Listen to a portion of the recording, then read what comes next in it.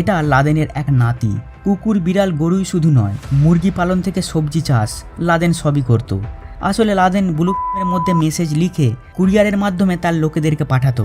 এই যে ত্রিভুজের মতো প্লটটি দেখছেন, এখানেই ছিল বিন লাদেনের নিজস্ব জেলখানা। কিন্তু লাদেন সেখান থেকে পালাতে সক্ষম হয়। তাকে ফলো করতে করতে ওই এজেন্ট লাদেনের সেই আবোটাবাদের গোপন আস্তানা অবধি পৌঁছে যায়। তবে সে কোনো মানুষ নয়। লাদেনের শরীরে একটি 1.5 কুইন্টাল ওজনের মোটা চেন জড়িয়ে দেওয়া হয়। এরপর এক সিল কমান্ডো লাদেনের বডির পাশে শুয়ে পড়ে। ওসামার বউদেরকে জিজ্ঞাসা করা হয় যে এই বিন লাদেন কিনা। তাদের কাছ থেকে কোনো উত্তর না পেয়ে সিল কমান্ডোরা একটি 12 বছরের মেয়েকে পাশের রুমে নিয়ে গিয়ে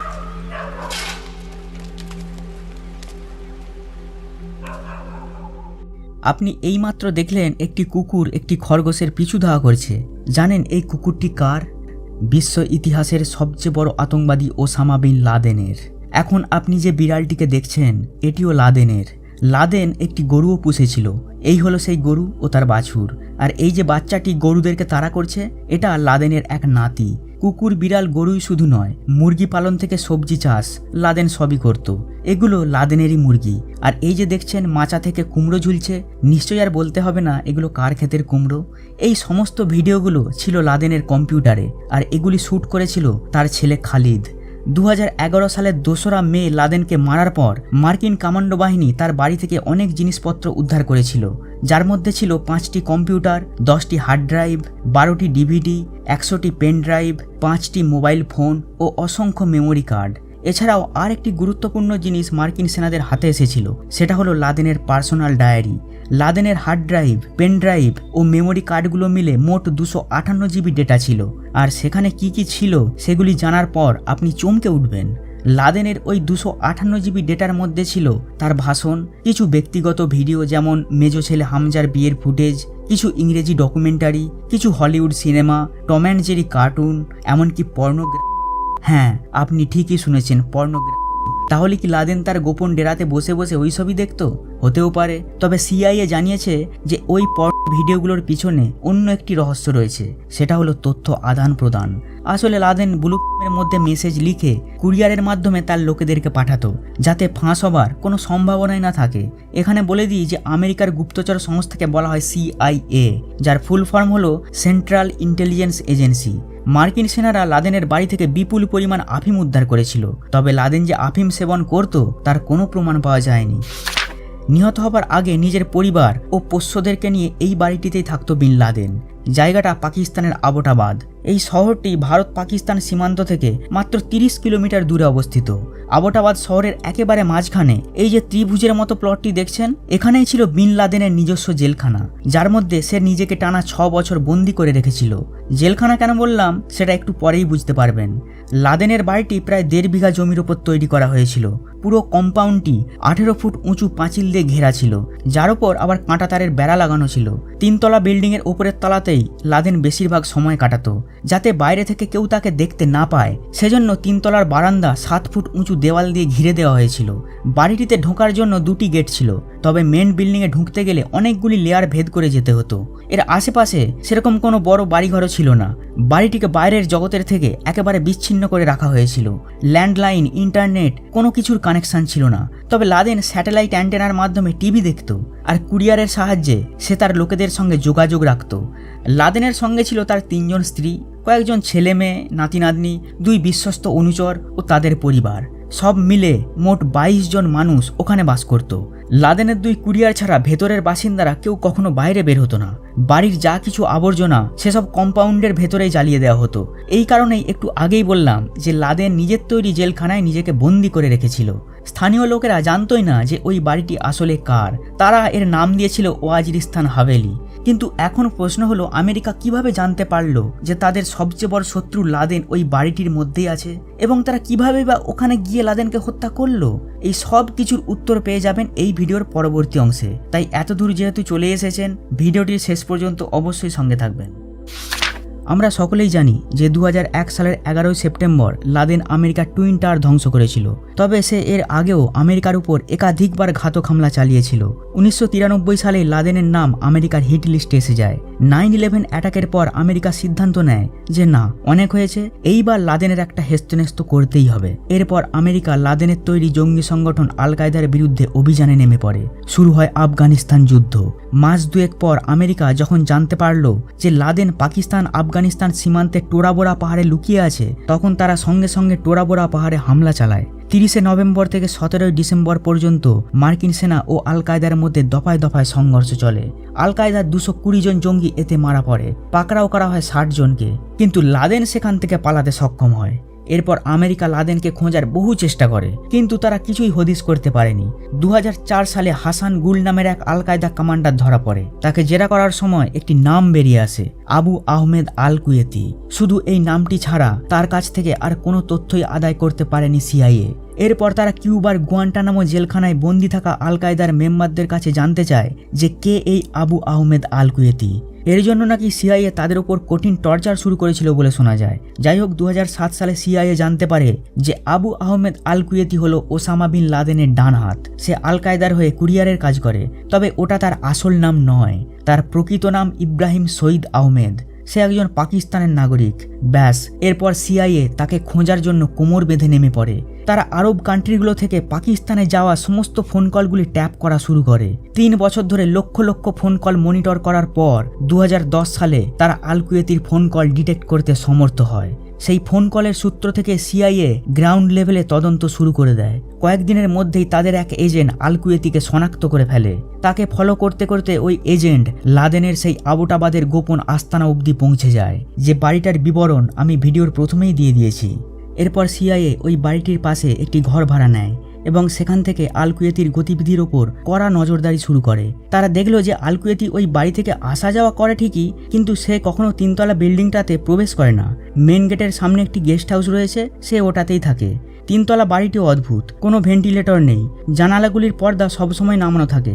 ওপরের তলার বারান্দাটা আবার উঁচু দেওয়াল দিয়ে ঘেরা। ওখান থেকে মাঝে মধ্যে একটি লোকের চিৎকারও শোনা যায়।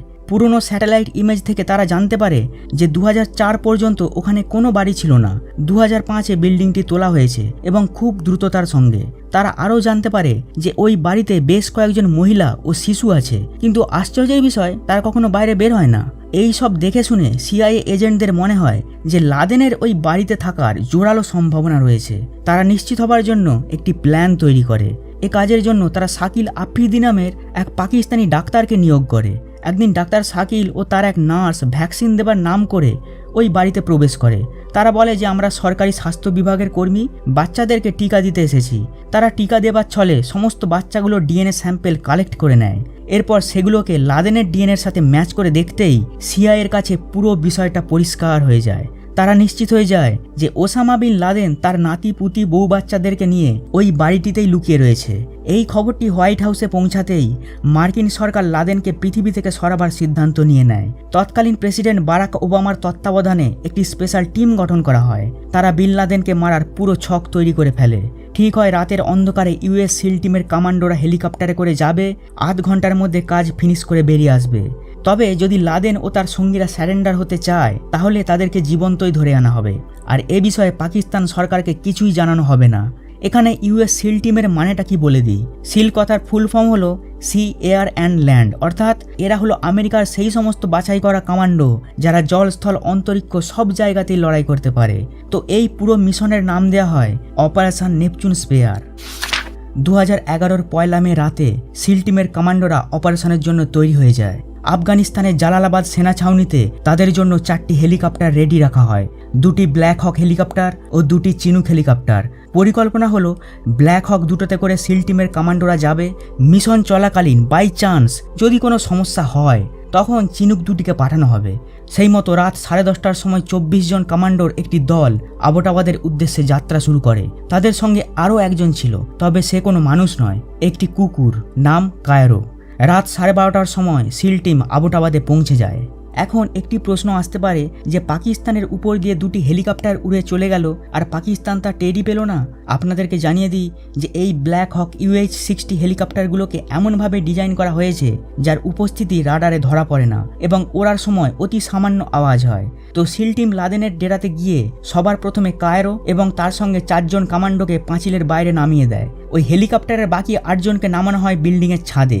এরপর দ্বিতীয় হেলিকপ্টারটিকে লাদেনের বাড়ির উঠোনে নামানোর চেষ্টা করা হয়, কিন্তু এটা করতে গিয়ে একটি মারাত্মক বিপত্তি ঘটে যায়। হেলিকপ্টারটি নিয়ন্ত্রণ হারিয়ে পাশের ফাঁকা জমিতে মুখ থাবড়ে পড়ে যায় এবং পাঁচিলের সাথে ধাক্কা লেগে পিছনের অংশটি ভেঙে একেবারে দুয়াতখানা হয়ে যায়। কিন্তু ভেতরে যে 12 জন কমান্ডো বসেছিল তাদের কারোর কোনো ক্ষতি হয়নি। হেলিকপ্টার থেকে নেমেই তারা সামনের দরজাটিকে গ্রেনেড দিয়ে উড়িয়ে ভেতরে প্রবেশ করে। ঢুকেই তারা সবার আগে বাড়ির ইলেকট্রিক সাপ্লাইটা কেটে দেয়। এর কারণ হলো যাতে সিল টিমকে ভেতরের লোকেরা দেখতে না পায়। এখন একটি প্রশ্ন আসতে পারে যে এতে তো সিল টিমেরও দেখতে অসুবিধা হবে। এই ধারণাটা ভুল। তাদের সবার চোখে নাইট ভিশন চশমা লাগানো ছিল, তারা সবকিছুই পরিষ্কার দেখতে পাচ্ছিল। তো এরপর সিল টিম গেস্ট হাউসে প্রবেশ করে। ওখানেই ছিল লাদেনের ডান হাত আবু আহমেদ আল কুয়েতি, যার কথা আমি আগে বহুবার বলেছি। সঙ্গে ছিল তার বউ ও 2 ছেলে। পরিস্থিতি বেগতিক দেখে আল কুয়েতি দরজার ভেতর থেকেই গুলি চালাতে শুরু করে, কিন্তু সিল কমান্ডোদের পাল্টা গুলিতে সে তৎক্ষণাৎ মারা যায়। এরপর তারা আল কুয়েতির বউ ও 2 বাচ্চাকে বন্দি করে ফেলে। তাদেরকে সাইডে রেখে সিল কমান্ডোরা মেন বিল্ডিং এর দিকে দৌড়ে যায়। মেন বিল্ডিং এর নিচের তলাতে ছিল আল কুয়েতির ভাই আবরার ও তার বউ। আবরারকে শুট করার সময় তার বউ বুজরা সামনে এসে যায়। এতে তারা দুজনেই গুলিবিদ্ধ হয়ে মারা পড়ে। এরপর সিল টিম দোতলায় উঠে যায়। ওখানে ছিল লাদেনের ছেলে খালিদ। লাদেনের বাকি ছেলে ও নাতিরা দোতলাতেই ছিল। সিল কমান্ডোদের মারার জন্য খালিদ একটি AK-47 নিয়ে সিঁড়ির আড়ালে ঘাপটি মেরে বসে যায়। নাইট ভিশন চশমার সাহায্যে সিল কমান্ডোরা এটি দেখে ফেলে। কমান্ডোদের মধ্যে একজন আরবি জানতো। সে আরবি স্টাইলে খালিদের নাম ধরে ডাকে, খালিদ খালিদ। খালিদ মুখ বাড়াতেই তাকে সঙ্গে সঙ্গে শুট করা হয়। খালিদকে মেরে সিল কমান্ডোরা 3 তলায় উঠে যায়। লাদেন তখন তার রুমের দরজাকে আর কপাটি করে বাইরে উকি মারছিল। তাকে দেখা মাত্রই এক শার্প শুটার কমান্ডো গুলি চালিয়ে দেয়। গুলি লাদেনের কাঁধে গিয়ে লাগে। হাঁটু গেড়ে মাটিতে বসে পড়ে বিন লাদেন। এরপর মার্কিন সেনারা রুমের ভিতরে ঢুকে পড়ে। লাদেনের স্ত্রী আমাল লাদেনকে আড়াল করার চেষ্টা করে। এক সিল কমান্ডো তার হাঁটুতে গুলি করে এবং তাকে টেনে হিজড়ে সরিয়ে দেয়। অপর আর এক কমান্ডো সময় নষ্ট না করে লাদেনের উপর 3টি গুলি চালায়, একটি বাঁ চোখে, একটি কপালে ও একটি বুকে। কয়েক সেকেন্ডের মধ্যে লাদেনের ভবলীলা সাঙ্গ হয়ে যায়। সময়টা ছিল আনুমানিক রাত 12:45। কিন্তু সিল কমান্ডোরা নিশ্চিত হতে পারছিল না যে এই ব্যক্তি বিশ্বত্রাস লাদেন। ওসামার বউদেরকে জিজ্ঞাসা করা হয় যে এই বিন লাদেন কিনা। তাদের কাছ থেকে কোনো উত্তর না পেয়ে সিল কমান্ডোরা একটি 12 বছরের মেয়েকে পাশের রুমে নিয়ে গিয়ে ভয় দেখায়। এতে ঘাবড়ে গিয়ে লাদেনের এক স্ত্রী বলে দেয় যে হ্যাঁ, এই ওসামা বিন লাদেন। আপনাদেরকে জানিয়ে দিই যে ওই মেয়েটি ছিল লাদেনের কন্যা সাফিয়া। এরপর এক সিল কমান্ডো লাদেনের বডির পাশে শুয়ে পড়ে। কারণটা অদ্ভুত। ব্যাপারটা হচ্ছে লাদেনের হাইট দেখে সিল টিম নিশ্চিত হতে চাইছিল যে ওটাই লাদেন। লাদেনের উচ্চতা ছিল 6 ফুট 4 ইঞ্চি। ওই সৈনিকেরও হাইট ছিল 6 ফুট 4 ইঞ্চি। পরে প্রেসিডেন্ট বারাক ওবামা যখন এই কথাটি শোনেন, তিনি সিল কমান্ডোদেরকে মজা করে বলেছিলেন যে আপনারা একটি 500 কোটি টাকার হেলিকপ্টারকে উড়িয়ে দিলেন, অথচ আপনাদের কাছে একটি ফিতে কেনার পয়সা নেই। তো যাই হোক, কনফার্ম হওয়ার পর সঙ্গে সঙ্গে লাদেনের ডেড বডির কতগুলি ছবি তোলা হয় এবং কন্ট্রোল রুমকে জানিয়ে দেওয়া হয় যে মিশন সাকসেসফুল, শত্রু মারা পড়েছে। এই অপারেশনে মোট 5 জনের মৃত্যু হয়েছিল। লাদেন, লাদেনের ছেলে খালিদ, আবু আহমেদ আল কুয়েতি, আল কুয়েতির ভাই আবরার ও আবরারের স্ত্রী বুসরা। তবে সিল কমান্ডোদের কারোর কোনো ক্ষতি হয়নি। মিশন কমপ্লিট করার জন্য সিল টিমকে 8 ঘন্টা সময় দেওয়া হয়েছিল, তবে তারা 15 মিনিটের মধ্যেই কাজ ফিনিশ করে দেয়। কিন্তু লাদেনের ডেরায় তারা 40 মিনিট ছিল। এর কারণ হলো হেলিকপ্টার ক্র্যাশ। লাদেনের বাড়িতে ল্যান্ড করার সময় যখন ব্ল্যাক হক চপারটি ভেঙে পড়েছিল, সেই মুহূর্তেই জালালাবাদ সেনা ছাউনিতে খবরটি পৌঁছে যায়। আগেই বলেছি যে 2টি চিনুক হেলিকপ্টার ব্যাকআপ দেবার জন্য রেডি ছিল। সঙ্গে সঙ্গে তাদের একটি সেখান থেকে বেরিয়ে পড়ে, তাই সেটির আসতে একটু সময় লেগে যায়। তবে চিনুক হেলিকপ্টারটি খালি ছিল বলে খুব দ্রুততার সঙ্গে উড়ে আসে। 2 ঘন্টার পথ সে 40 মিনিটে কভার করে দেয়। অবশ্য এই বাড়তি 25 মিনিটে সিল টিম লাদেনের বাড়িতে খুঁটিয়ে তল্লাশি চালায় এবং মহিলা ও শিশুদের নিরাপত্তা সুনিশ্চিত করে। ফেরার সময় সিল টিম লাদেনের বডি সহ তার বাড়ি থেকে বেশ কিছু জিনিসপত্র তুলে নিয়ে আসে। একথাও আমি ভিডিওর প্রথমেই বলে দিয়েছি। তারা আরও একটি কাজ করে, ভেঙে পড়া ব্ল্যাক হক চপারটিকে ব্লাস্ট করে উড়িয়ে দেয়, যাতে এই অত্যাধুনিক হেলিকপ্টারের প্রযুক্তি সম্বন্ধে পাকিস্তান কিছু জানতে না পারে। আর আপনাদেরকে তো বলাই হয়নি যে সিল কমান্ডোদের হেলমেটে ক্যামেরা লাগানো ছিল, যার সাহায্যে প্রেসিডেন্ট বারাক ওবামা পুরো মিশনটি আমেরিকা থেকে বসে লাইভ দেখছিলেন। তবে যান্ত্রিক গোলযোগের কারণে বেশিরভাগ সময়টায় স্ক্রিন অন্ধকারই ছিল। এই হলো তখনকার সেই ছবি। দেখুন, পাশে বসে আছে হিলারি ক্লিন্টন ও বর্তমান রাষ্ট্রপতি জো বাইডেন। লাদেন তো মারা যায়, কিন্তু তারপরেও আমেরিকা কঠিন চিন্তায় পড়ে যায় লাদেনের মৃতদেহের কি হবে। প্রথমত, কোনো দেশ তার বডি নিতে রাজি হয়নি। দ্বিতীয়ত, যদি কোথাও তাকে কবর দিয়েও দেওয়া হয় তাহলে অদূর ভবিষ্যতে সেখানে একটি মাজার তৈরি হবে, যেমনটা সাদ্দাম হোসেনের ক্ষেত্রে হয়েছে, আর সেটা ইসলামিক মৌলবাদীদের তীর্থক্ষেত্রে পরিণত হবে এবং তাদেরকে বারবার আতঙ্কবাদী কার্যকলাপে অনুপ্রাণিত করবে। এদিকে মৃতদেহকে দাহ করা ইসলামে নিষিদ্ধ, তাই এই পরিস্থিতিতে আমেরিকা সিদ্ধান্ত নেয় লাদেনের দেহকে সমুদ্রে নিক্ষেপ করা হবে। বিশেষ কিছু ক্ষেত্রে ইসলামে এতে মান্যতা রয়েছে।